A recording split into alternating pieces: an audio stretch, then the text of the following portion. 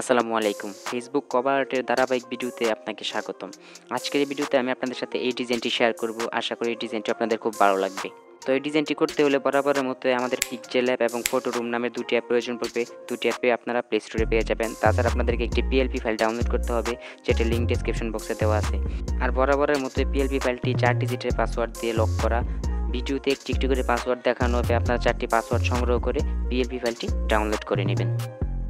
Photo room অ্যাপটি open করলে আমাদের সামনে ঠিক এরকম একটি ইন্টারফেস চলে আসবে।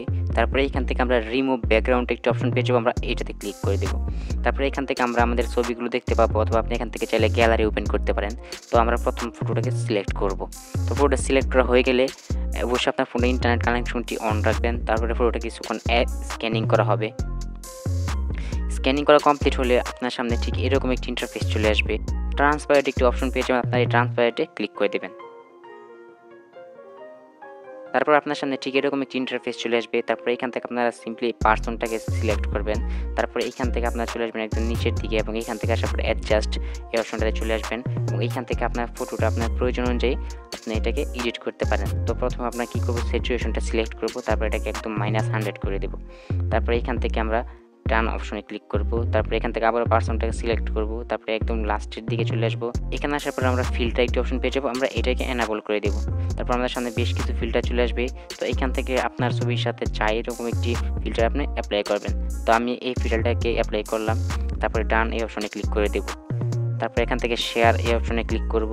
তারপরে এখান থেকে সেভ টু গ্যালারি অপশনে ক্লিক করে এটা গ্যালারিতে সেভ করে নেব।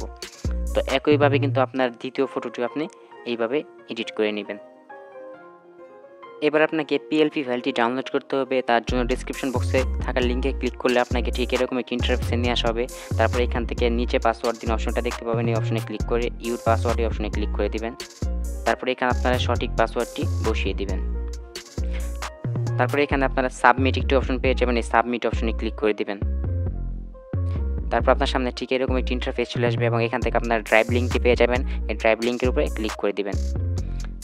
তারপর আপনার ফোনে যদি একাধিক ইমেল থেকে থাকে, তো আপনি যে ইমেলটি দিয়ে ডাউনলোড করতে চাচ্ছেন সেই ইমেলটি সিলেক্ট করে দিবেন। তারপর এখান থেকে ওকেতে ক্লিক করে দিবেন। তারপর আপনার সামনে ঠিক এরকম একটি ইন্টারফেস চলে আসবে। তারপর এখান থেকে আপনারা 3 ডট এই অপশনটাতে ক্লিক করবেন, এবং এখান থেকে ডাউনলোড একটি অপশন পেয়ে যাবেন, এই ডাউনলোড অপশনে ক্লিক করে দিবেন। তাহলে কিন্তু এটা আপনার ফোনে ডাউনলোড হয়ে যাবে। এবার পিক্সেলল্যাব অ্যাপটি ওপেন করবেন। তারপরে এখান থেকে 3 ডট অপশনে ক্লিক করবেন। তারপরে এখান থেকে ওপেন .plp ফাইল এই অপশনটাতে ক্লিক করবেন। তারপর এখান থেকে .plp এটাতে ক্লিক করবেন। তারপরে এখান থেকে আপনার ডাউনলোড করা পিএলপিটি দেখতে পারবেন। তো আমি এখান থেকে পিএলপিটি সিলেক্ট করে দিবেন। তারপরে ওপেন অ্যান্ড অ্যাড এটাতে ক্লিক করবেন। তারপরে এখান থেকে ব্যাক করবেন। তো দেখতে পাচ্ছেন এখানে কিন্তু আমাদের পিএলপিটি চলে আসছে।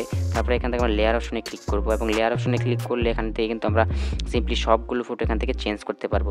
তো আমরা প্রথমে যদি এই ফটোটাকে চেঞ্জ করি, তার জন্য প্রথমে ফটোটাকে সিলেক্ট করব, তারপরে এটাকে আনলক করব। তারপরে এখান থেকে লেয়ার অপশনে আমরা ক্লিক করব। তারপরে এখান থেকে আমরা ঠিক এই অপশনটাতে ক্লিক করব।